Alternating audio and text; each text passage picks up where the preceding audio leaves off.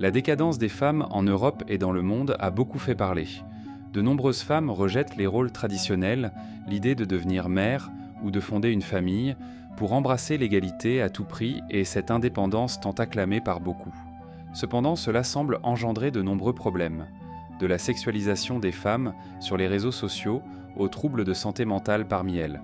La situation n'est pas facile pour beaucoup, qui tentent de trouver un équilibre entre carrière, vie sociale et activisme féministe. Ce qui devrait être une véritable révolution de femmes autonomes se transforme en cauchemar, tant pour les hommes, qui se plaignent des problèmes générés par ces mouvements, que pour les femmes elles-mêmes, qui finissent par être frustrées. Cela s'explique par les attentes trop élevées en matière de bonheur, de réussite et de liberté qui leur ont été inculquées. Cette vidéo n'a pas pour objectif de dévaloriser ou de critiquer les femmes, mais de proposer une analyse, peut-être une critique, d'un mouvement actuel né en Europe et qui s'est répandu dans le monde, apportant bien plus de conséquences négatives que de bénéfices pour les deux parties. Alors, regardez cette vidéo jusqu'à la fin pour bien comprendre le sujet avant de laisser votre commentaire ci-dessous. Le monde est en train de changer, et l'Europe l'a vu comme jamais auparavant. Les femmes ont de plus en plus de place et de présence dans divers domaines, ce qui est sans aucun doute quelque chose de positif. Plus de liberté, plus de voix, des choses que chaque femme a toujours souhaitées. Et il semble que cela se soit beaucoup amélioré avec les progrès des dernières années. Mais il y a un point qui est passé inaperçu et qui s'est avéré très préjudiciable. Je dirais que c'est un coup qui s'est retourné contre nous. Certaines des conséquences négatives de ces mouvements affectent non seulement les femmes elles-mêmes, mais aussi les hommes et la société en général. Et l'Europe a été le berceau de tout cela. La première conséquence de ces idéaux est que beaucoup de femmes abandonnent les valeurs traditionnelles et même la volonté de fonder une famille. L'abandon de ces valeurs par de nombreuses femmes en Europe a eu un grand impact sur la société et sur le mode de vie. De nombreuses femmes laissent de côté des rôles traditionnels, comme celui de mère ou de fonder une famille, pour se concentrer sur leur carrière et chercher l'indépendance. Cela est célébré comme un grand progrès, mais il faut aussi parler des conséquences négatives que cela a entraînées, non seulement pour les femmes, mais pour toute la société européenne. Dans de nombreux pays d'Europe, le taux de natalité a considérablement diminué. De plus en plus de femmes choisissent de ne pas avoir d'enfants et dans de nombreux cas, cela est dû au coût de la vie élevé, à l'instabilité de l'emploi et à l'absence de soutien gouvernemental pour élever les enfants. Ce sont des raisons importantes, mais elles n'expliquent pas tout. Il y a aussi une forte question culturelle. L'idée que devenir mère ou fonder une famille est une forme d'oppression ou quelque chose qui entrave le succès personnel s'est largement répandu. C'est pourquoi de nombreuses femmes ont commencé à voir la maternité comme quelque chose de sans importance ou même comme un fardeau dans leur vie, affaiblissant ainsi l'un des piliers les plus importants de la société, la famille. Lorsque la famille perd de sa force, cela n'affecte pas seulement les personnes concernées, mais aussi la communauté en général, qui devient plus faible. Les enfants qui grandissent sans une structure familiale solide rencontrent plus de difficultés émotionnelles et sociales, ce qui peut conduire à une génération d'adultes plus incertains et déconnectés de la réalité. Abandonner les valeurs traditionnelles a également changé la façon dont les gens se relationnent dans la société. Laisse-moi t'expliquer. Autrefois, la famille était l'endroit où l'on apprenait des choses importantes comme l'empathie, la responsabilité et même le respect des traditions. Avec de moins en moins de personnes valorisant ces rôles, beaucoup de ces apprentissages sont en train de disparaître. Cela a donné naissance à une société plus individualiste, où chacun ne pense qu'à soi. Un autre problème est que ces changements ont causé une rupture générationnelle. Les jeunes d'aujourd'hui, qui ont grandi en entendant que l'essentiel est d'être libre et indépendant, n'arrivent souvent pas à comprendre ni à apprécier les efforts des générations précédentes pour maintenir une famille stable. Ce manque de connexion nuit à la continuité culturelle et peut affaiblir l'identité des individus, tant au niveau personnel que communautaire. Rechercher l'indépendance financière et personnelle est, sans aucun doute, très important, mais il est essentiel de se poser la question : à quel prix ? Quel est le coût de tout cela pour toi ? De nombreuses femmes sont surchargées, essayant de jongler entre des carrières exigeantes, maintenir une vie sociale active et, dans certains cas, participer à des mouvements féministes. Cette pression pour réussir et s'épanouir, alimentée par des attentes très élevées, a conduit à une augmentation des cas d'anxiété et de dépression parmi les femmes. De plus, déconstruire l'idée traditionnelle de ce que signifie être une femme n'a pas nécessairement apporté plus de liberté. Souvent, elles ont simplement échangé un type de pression contre un autre. Avant, on s'attendait à ce que les femmes soient de bonnes mères et épouses. Aujourd'hui, on attend d'elles qu'elles soient des professionnelles réussies, indépendantes et capables de tout faire toutes seules. La vérité, c'est que les deux options sont très difficiles lorsqu'elles sont imposées comme la seule alternative. L'Europe traverse de grands changements culturels et il est important d'analyser à la fois les aspects positifs et négatifs de tout cela.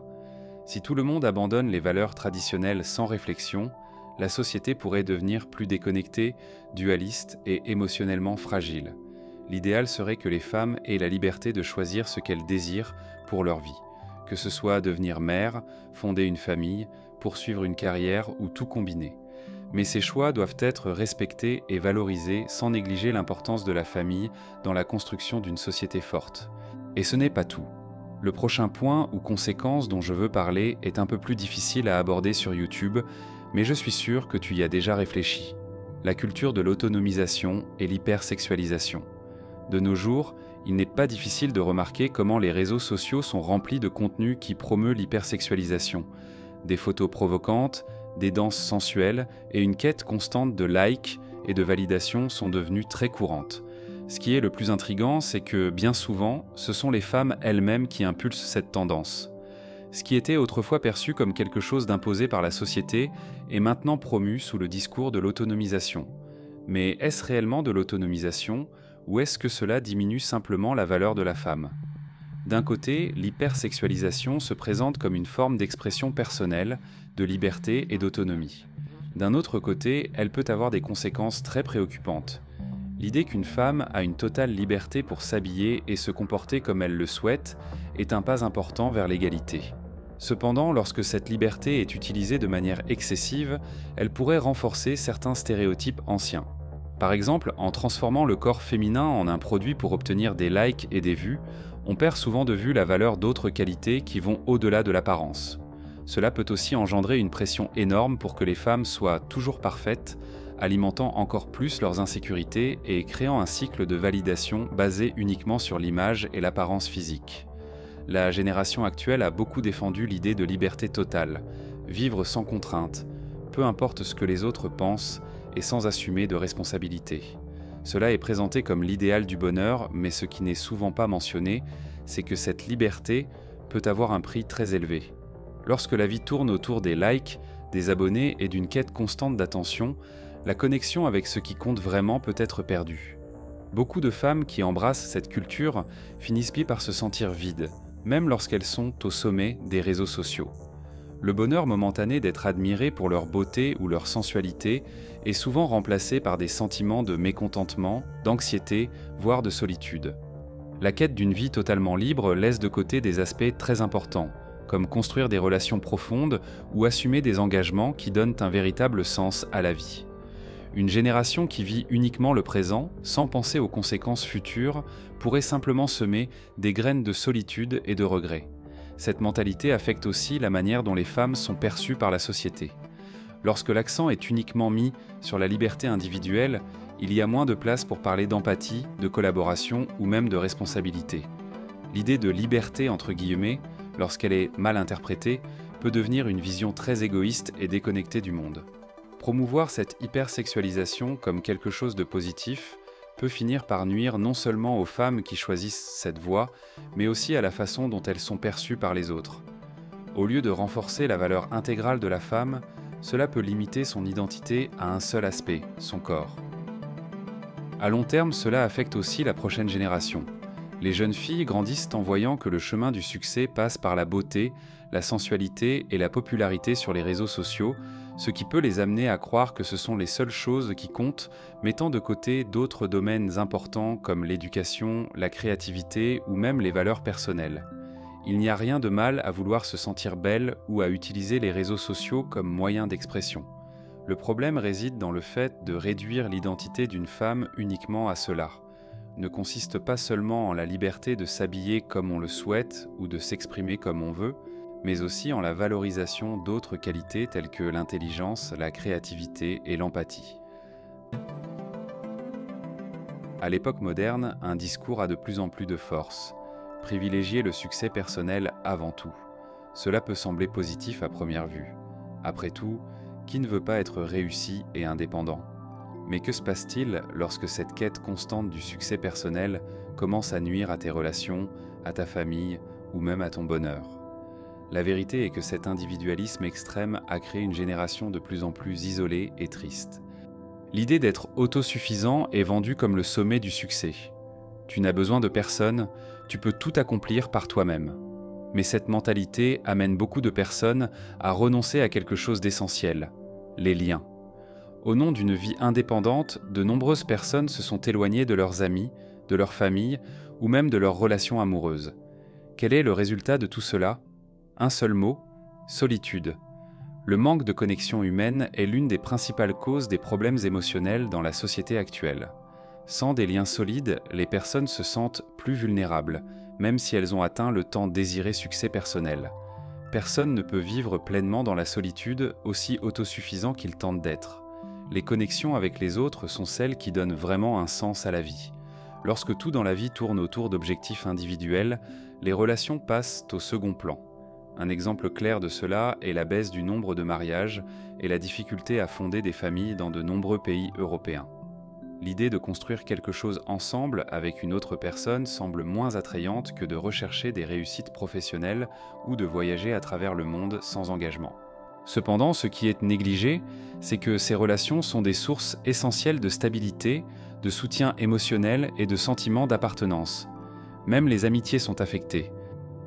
Beaucoup de personnes affirment se sentir seules, même si elles ont des centaines d'amis sur les réseaux sociaux, car les relations superficielles ne peuvent pas remplacer les connexions profondes qui comptent vraiment. L'individualisme excessif a également un impact considérable sur la manière dont les gens perçoivent la société. Le sens de la communauté, d'être avec les autres et de collaborer a diminué. Souvent, la mentalité est chacun pour soi. Cela affaiblit les liens sociaux et augmente le sentiment d'isolement, surtout dans les moments difficiles. Personne ne veut aider les autres parce que les gens veulent seulement s'occuper de leurs propres affaires. Sans un réseau de soutien, les défis de la vie deviennent encore plus difficiles à affronter. Cette déconnexion a également des effets négatifs sur le plan culturel. Lorsque chacun ne se soucie que de ses propres intérêts, les traditions et les valeurs qui autrefois unissaient les gens commencent à disparaître. Que reste-t-il? Une société fragmentée, séparée, où les gens se sentent perdus et déconnectés les uns des autres. Un autre problème lié à cet individualisme et très lié à ces mouvements est l'idée que le bonheur provient uniquement de réalisations personnelles.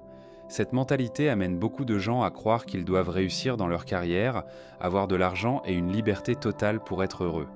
Cependant, des études montrent que les personnes ayant des relations significatives sont, en général, beaucoup plus heureuses que celles qui vivent isolées, même si elles sont riches ou célèbres. La pression d'être autosuffisant peut aussi mener à l'épuisement physique. Travailler sans relâche, essayer de tout gérer seul et ignorer le besoin de soutien émotionnel ou d'aide des autres n'entraîne qu'une augmentation des cas de burn-out, d'anxiété et de dépression. Au lieu de trouver le bonheur, beaucoup de personnes, surtout des femmes, finissent par se sentir épuisées et vides. L'Europe a expérimenté ces problèmes avant la plupart des autres régions du monde.